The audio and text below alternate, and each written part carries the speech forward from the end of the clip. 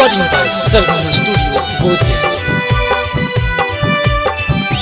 सुना बलमुआ एबो सबेरे की आंधी रातिया में, सुना बलमुआ एबो सबेरे की आंधी रातिया में।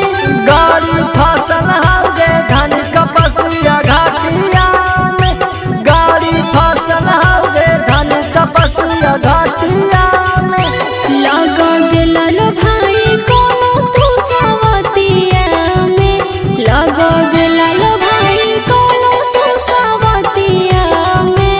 गाड़ी फसल हवे धन कपसिया घाटिया में, गाड़ी फसल हवे धन कपसिया घाटिया में।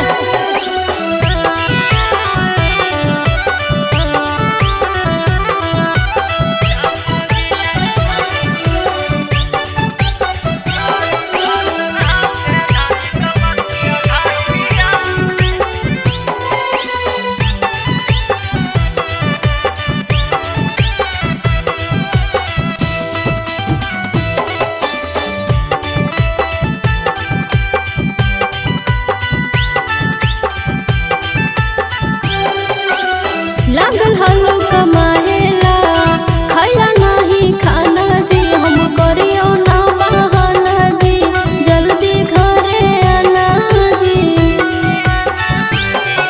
चिंता ना तू कर गे धानी अबो हम जरूर गे, हम हियो मजबूर लेकिन है तो थोड़े दूर गे।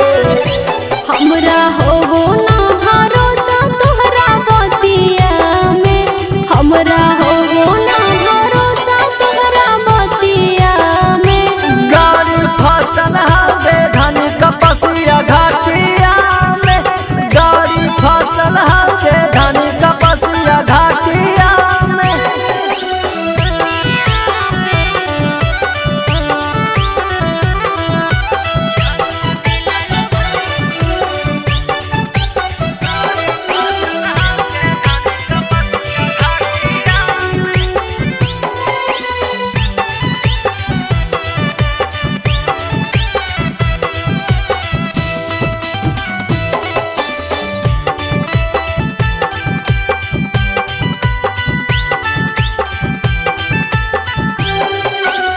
मनीष यादव पियवा